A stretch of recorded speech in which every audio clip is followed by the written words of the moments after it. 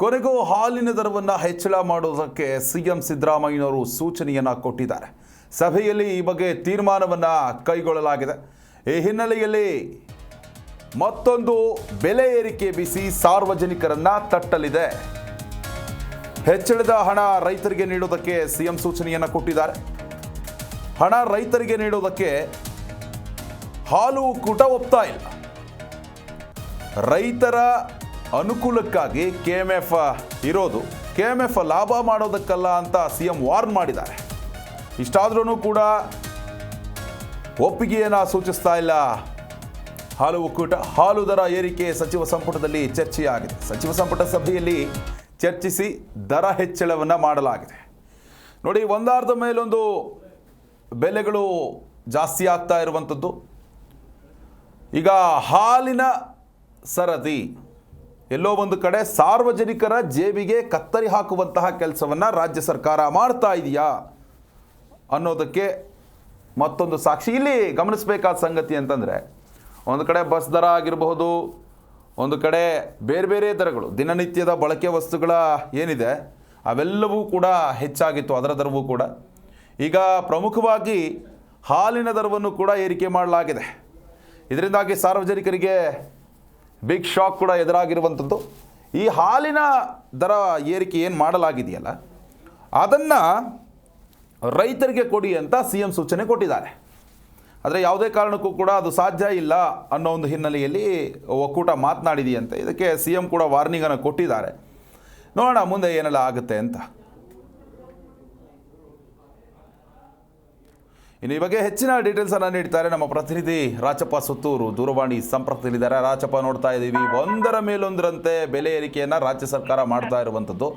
ಇದಕ್ಕೆ ಅನೇಕ ದಿನಗಳಿಂದಲೂ ಕೂಡ ಒಂದು ಡಿಸ್ಕಷನ್ ಆಗ್ತಾ ಇತ್ತು, ಹಾಲಿನ ದರವನ್ನು ಏರಿಕೆ ಮಾಡಬೇಕು ಅಂತ. ಅದಕ್ಕೆ ಕೊನೆಗೂ ರಾಜ್ಯ ಸರ್ಕಾರ ಅಸ್ತು ಹೊಂದಿದೆ. ಆದರೆ ಇದು ರೈತರಿಗೆ ಹೋಗಬೇಕು ಅನ್ನೋ ಒಂದು ತಾಕೀತನ್ನು ಸಿಎಂ ಮಾಡಿದ್ದಾರೆ. ಆದರೆ ಹಾಲು ಒಕ್ಕೂಟ ಇದಕ್ಕೆ ಒಪ್ತಾ ಇಲ್ಲ.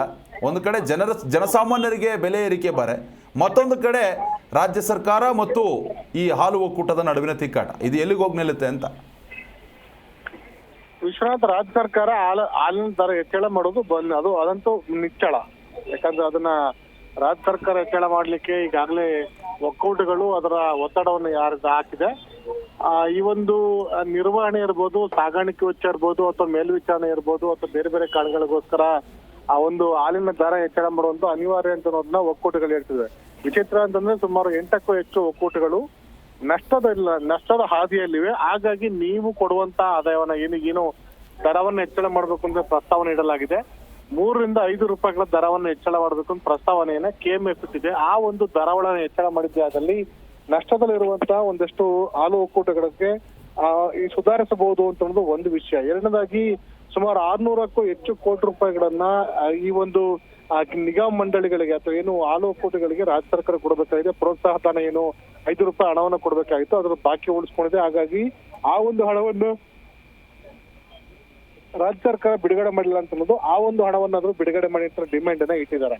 ಇನ್ನು ಮೂರನೇದಾಗಿ ಅವರು ಹೇಳಿರುವಂತ ಸುಮಾರು 3 ರಿಂದ 5 ರೂಪಾಯಿ ದರವನ್ನು ಹೆಚ್ಚಳ ಮಾಡ್ಲಿಕ್ಕೆ ಬರೋದಿಲ್ಲ. ಒಂದ್ ವೇಳೆ ದರವನ್ನು ಹೆಚ್ಚಳ ಮಾಡ್ಲಿಕ್ಕೆ ಸರ್ಕಾರ ಅನುಮತಿ ಕೊಟ್ಟಿದ್ದೆ ಆದಲ್ಲಿ ಅದನ್ನ ನೇರವಾಗಿ ನೀವು ರೈತರಿಗೆ ವರ್ಗಾವಣೆ ಮಾಡಿ, ಯಾವುದೇ ಕಾರಣಕ್ಕೂ ನೀವು ಈ ಒಂದು ಹಾಲು ಒಕ್ಕೂಟಗಳು ಈ ಹಣವನ್ನು ಇಟ್ಕೊಳ್ಬಾರ್ದು ಅಂತ ಅನ್ನೋದು ಮುಖ್ಯಮಂತ್ರಿಗಳ ತಾಕೀತು. ಆದ್ರೆ ಈ ಒಂದು ಒಕ್ಕೂಟಗಳು ಹೇಳ್ತಾರೆ ನಮಗೆ 3 ರೂಪಾಯಿ, ನೀವು ಒಕ್ಕೂಟಗಳಿಗೆ 3 ರೂಪಾಯಿನ, ಅದೇ ರೀತಿ 2 ರೂಪಾಯಿನ ನೀವು ರೈತರಿಗೆ ವರ್ಗಾವಣೆ ಮಾಡ್ಲಿಕ್ಕೆ ಅನುಮತಿಯನ್ನು ಕೊಡಿ ಅಂತ ಡಿಮ್ಯಾಂಡ್ ಅನ್ನ ಈ ಒಂದು ಒಕ್ಕೂಟಗಳು ಅಥವಾ MD ಕೆಎಂಎಫ್ನವರು ಈ ಒಂದು ಸಭೆಯಲ್ಲಿ ಪ್ರಸ್ತಾಪಕ್ಕಿಟ್ಟಿದ್ದಾರೆ. ಮತ್ತು ಈ ಒಂದು ಸಂಬಂಧಪಟ್ಟಂತೆ ಸಮಗ್ರವಾಗಿ ಚರ್ಚೆ ನಡೆಸಬೇಕಾಗುತ್ತೆ. ಈ ತಕ್ಷಣಕ್ಕೆ ಯಾವ್ದು ತೀರ್ಮಾನ ಕೈಗೊಳ್ಳಿಕ್ಕೆ ಆಗೋದಿಲ್ಲ. ಇತ್ತೀಚೆಗೆ ವಿದ್ಯುತ್ ದರ ಹೆಚ್ಚಳ ಮಾಡಲಾಗಿತ್ತು, ಅದ್ರ ಹಿಂದೆ ಬಸ್ ದರವನ್ನು ಹೆಚ್ಚಳ ಮಾಡಲಾಗಿತ್ತು. ನಿರಂತರವಾಗಿ ಬೇರೆ ಬೇರೆ ದರಗಳು ಸಹ ಹೆಚ್ಚಳವಾಗ್ತಾ ಇದೆ. ಜನಸಾಮಾನ್ಯರಿಗೆ ಸಂಕಷ್ಟ ಎದುರಾಗುವಂತ ಸಾಧ್ಯತೆ ಇದೆ. ಹೀಗಾಗಿ ನಮ್ಮ ಪಕ್ಷ ಮತ್ತು ಸರ್ಕಾರಕ್ಕೆ ಡ್ಯಾಮೇಜ್ ಆಗುತ್ತೆ. ಹಾಗಾಗಿ ಇದ್ರ ಬಗ್ಗೆ ತಕ್ಷಣಕ್ಕೆ ಯಾವುದೇ ತೀರ್ಮಾನ ಕೈಗೊಳ್ಳೋದು ಬೇಡ ಅಂತ ಹೇಳಿದ್ರು ಸಹ ಈ ಒಂದು ಹಾಲು ಒಕ್ಕೂಟಗಳು ಸರ್ಕಾರ ಮೇಲೆ ಒತ್ತಡ ಹಾಕಿ ಯಾವುದೇ ಕಾರಣಕ್ಕೂ ನೀವು ತಡ ಮಾಡಿದ್ರೆ ನಮಗೆ ಸಂಕಷ್ಟ ಇನ್ನಷ್ಟು ಹೆಚ್ಚಳ ಆಗುತ್ತೆ.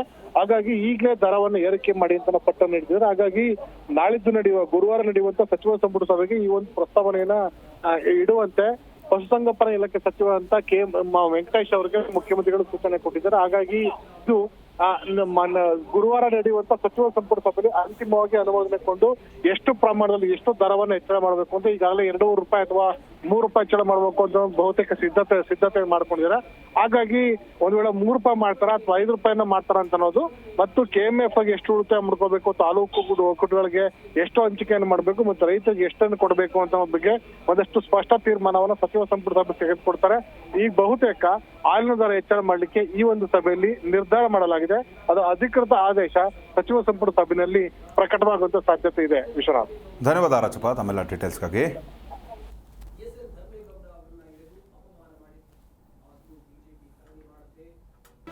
ಜಿ ಕನ್ನಡ ನ್ಯೂಸ್ ಈಗ ನಿಮ್ಮ ಮನೆಯಲ್ಲೇ ನೋಡಿ, ಎಲ್ಲ ಕೇಬಲ್ಗಳಲ್ಲಿ ಈಗ ಲಭ್ಯ. ನಿಮ್ಮ ನೆಚ್ಚಿನ ಜಿ ಕನ್ನಡ ನ್ಯೂಸ್ ಈಗ ಸನ್ ಡೈರೆಕ್ಟ್ ನಲ್ಲಿ number 292, Tata play number 1664, Jio TV number 1334, NXT digital number 30, in cable number 30, city networks 51, U digital number 162, GTPL number 17, Rockline telecommunications number 42, Shri Basaveshwara cable number 168, rural cable network 60, Vinayaka digital 57, Abhishek cable 821, city channel 53, Siddeshwara cable network 57, V4 digital Infotech 628, Surya digital networks 53, Gajanan digital number 836, Malnad Infotech private limited number 56, Metrocast number 830, Victory digital number 167ರಲ್ಲಿ ನೋಡಿ ಆನಂದಿಸಿ.